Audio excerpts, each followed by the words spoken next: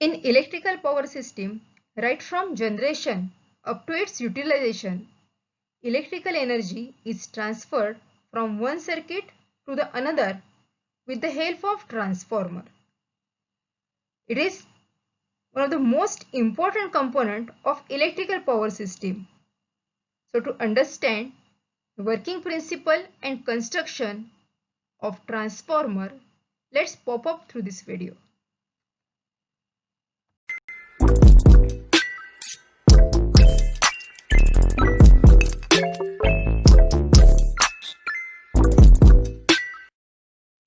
After watching this video, you will be able to state the function of transformers, its working principle.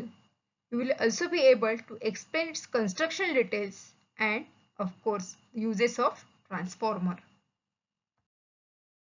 This diagram will give you a clear idea of the importance or use of transformer in electrical power system.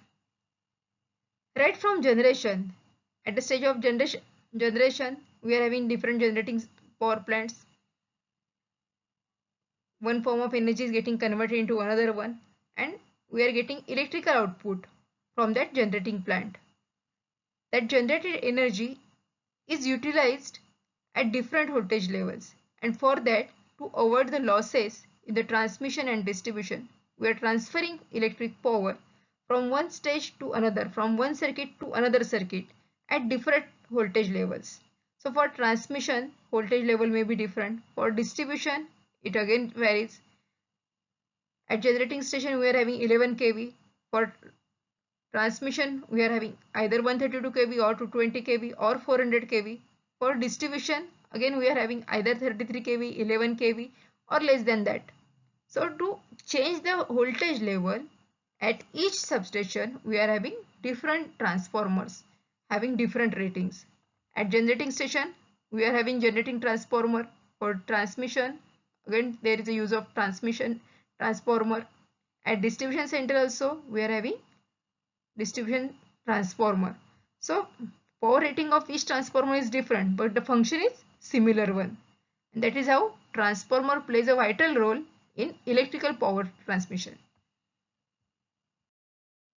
In our day-to-day life, we are having use of transformer for different applications.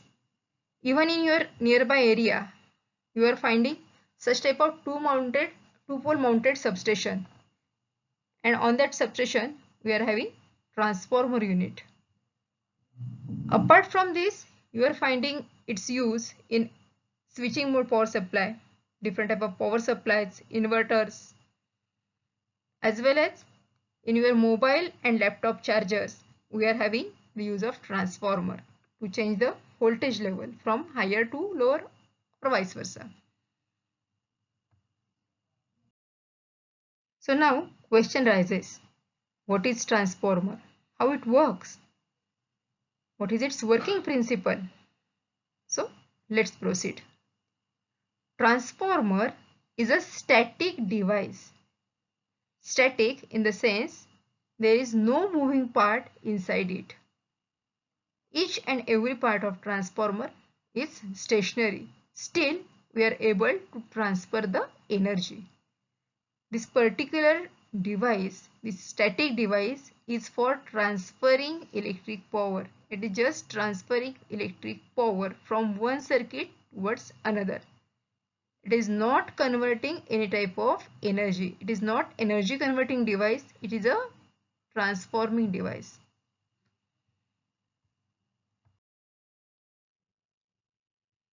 You can define it as a static device which can transfer electric power from one circuit to another without changing frequency. So remember this point, that whenever power is getting transferred from one circuit towards another, its frequency remains constant, same. The voltage can be raised or lower in a circuit, but with a proportional increase or decrease in the current rating.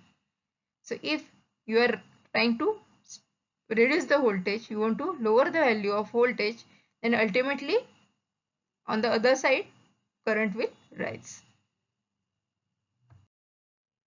working principle of transformer is mutual induction. It follows Faraday's law.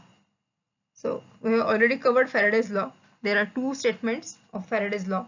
As per first statement, whenever conductor cuts magnetic flux, an EMF is getting induced in that conductor. And as per second law, the magnitude of induced EMF is directly proportional to the rate of change of flux linkage. So your transformer is based on these two laws. In this particular diagram, you will find that one core, magnetic core is there, and on this core, on both limb, we are having two different coils. On one side, blue color coil is shown, which is having more number of turns as that of second coil. So coil which is having more number of turns is shown here by primary. It is denoted as primary winding, and on the other side we are having secondary winding. We are applying AC supply across primary winding. As we are giving AC supply, it produces alternating flux, and that alternating flux are getting linked with secondary winding, and as flux are alternating in nature, EMF is getting induced in the secondary coil due to mutual induction effect, and as secondary side is closed, so here I have shown one lamp. So whenever this secondary side is getting closed, current will pass through it and this particular bulb will glow. So it shows you that EMF is getting induced in the secondary side. You will find that there is no electrical connection in between primary and secondary. So primary winding and secondary winding is electrically isolated. There is no direct connection in between primary and secondary. These two circuits are magnetically coupled. So there is a magnetic coupling in between primary winding and secondary winding.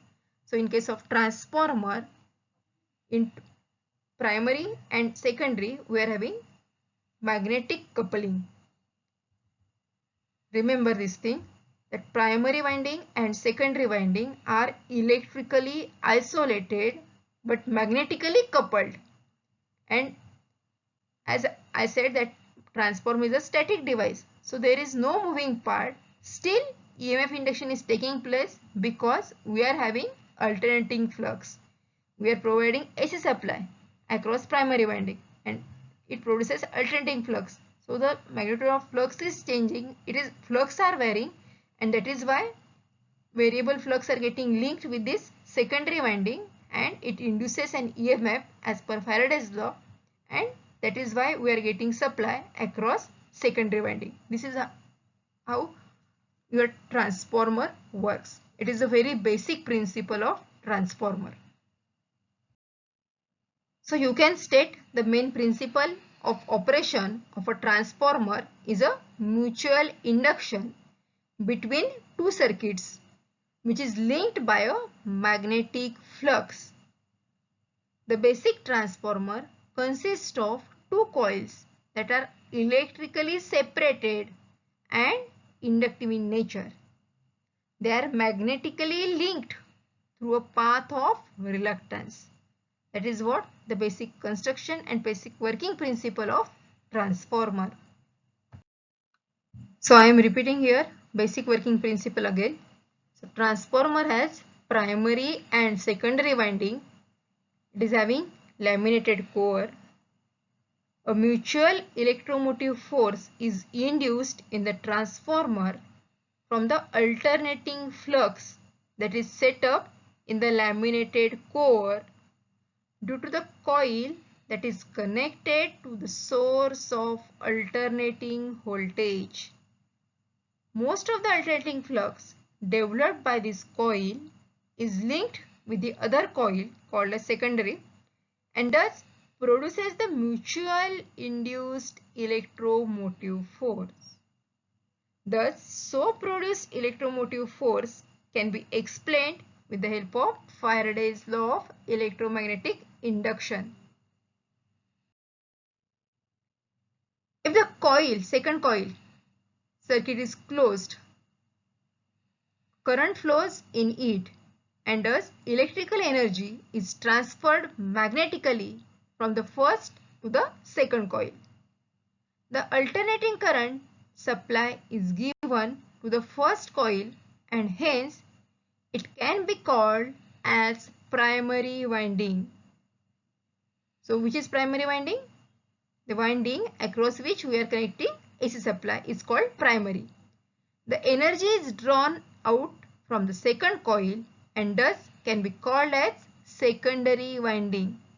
So the coil in which mutually EMF is getting induced is a secondary winding and across which we are connecting alternating supply is called primary winding. Remember this point. In short, a transformer carries the operation as transfer of electric power from one circuit to another, transfer of electric power without any change in frequency, transfer with the principle of electromagnetic induction. The two electrical circuits are linked by mutual induction. So now switch on the next point, construction of transformer. These are the main parts of transformer. From outer side it looks like this. It is having main tank in which we are having main assembly of transformer, as well as this particular main tank is filled with transformer oil which serves two purposes. One is insulation and other one is cooling. We are having tank cover, conservator tank is there, breather is there, low voltage bushing as well as high voltage bushings are also present on the top side, and the vertical assemblies of cooling tubes. So such type of cooling tubes or fins are provided for cooling purpose. If you want to remove the transformer oil from this tank, then we are having drain off or outlet. This is a simple construction or construction diagram of transformer. In all type of transformers, the core is constructed of transformer sheet steel laminations to provide a continuous magnetic path with a minimum of air gap. The steel used is of high silicon content to produce high permeability and low hysteresis loss at the usual operating flux densities.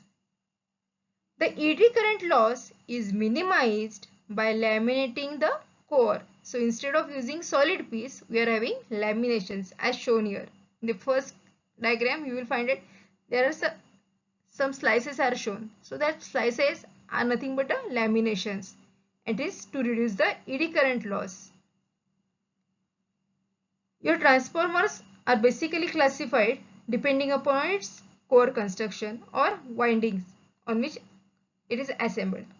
Constructionally, transformers are of two types, which is distinguished from each other by the manner in which primary and secondary coils are placed around a laminated core. Now you will find both diagrams are shown here. On first diagram, in the first diagram, you will find that on core you are having two windings placed on right side as well as on left side. So primary and secondary are assembled on separate core. So it is core type transformer. So winding surrounding a considerable part of the core is a core type transformer. And in the next diagram, in the third diagram, you will find that the shell type transformer in which core surrounds a considerable portion of the winding. Okay. So maximum portion is covered by core in case of shell type transformer, and in case of core type transformer, maximum portion is covered by windings. The general form of coils which are used here in transformer are either circular or oval all rectangular. In small size core type transformer, simple rectangular core is used with a cylindrical coil with either circular or a rectangular in the form. But for large size core type transformers, generally we are having either round or circular cylindrical coils which are used or wound as to fit over a cruciform core sections as shown here. In shell type transformer, coils are wound like a multi-layer disc which are wound in the form of sandwich or slices or pancakes. The different layers of such multi-layer discs are insulated from each other by paper. The complete winding consists of stacked discs with insulation space between the coils and a space forming horizontal cooling and insulating ducts. So such type of construction you will find in shell type transformer. Transformers are generally housed in tightly fitted sheet metal. This tank is filled with a special insulating oil. This oil has been highly developed and its function is twofold. By circulation, it not only keeps the coil reasonably cool but also provides the transformer with additional insulation not obtainable when the transformer is left in the air. This transformer oil should have high insulating property. It should be viscous, it should be pure, it should be sludge, there should not be any sludge formation, it should be acid free, and it should have high flash point or fire point. In its pure form, it looks very transparent as shown on my right side, whereas on left side you will find a used or treated oil which is very dark in color and looks very viscous. So in pure form it is just like a mineral water. Now as I said that transformer core is kept inside a closed tank which is filled with transformer oil. So now question comes, how to tap the windings, how to make the connections. So for that, all the transformer leads are brought out of their transformer tank with a suitable bushings. For low voltage side as well as for high voltage side, we are having separate bushings. These are many designs. Their sizes are also different. Their constructions may vary depending on the voltage levels. For moderate voltage, generally porcelain bushings are used to insulate the leads as they come out through the tank. In general, they look almost like insulators used on transmission lines. In high voltage installation, oil filled or capacitor type bushings are used. In case of small transformers, the tanks are sealed airtight. But in case of large size transformers, airtight construction is not possible. We are having chambers like conservators to permit the oil inside the tank to expand and contract as its temperature increases or decreases. And the atmospheric moisture is entrapped in this one unit having known as breather. So in that it traps the moisture and it changes its color. Silica gel breather for transformer is connected with the conservator tank by means of breathing pipe. The silica gel breather of transformer is very simple in construction and it is nothing but a silica gel. It contains silica gel. So in short you can say breather is nothing but a pot of silica gel through which air passes during breathing of transformer. And silica gel is a very good absorber of moisture. So whenever air passes through it, if air contains moisture, then that moisture is getting absorbed by silica gel. So during normal condition, during dry condition, silica gel is very dark blue in color. But when it absorbs moisture, it becomes pink. So we can easily understand that whether moisture is there or not.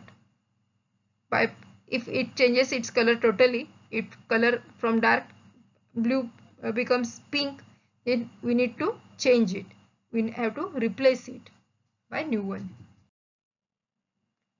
In the complete assembly of transformer, we are having Buck's relay.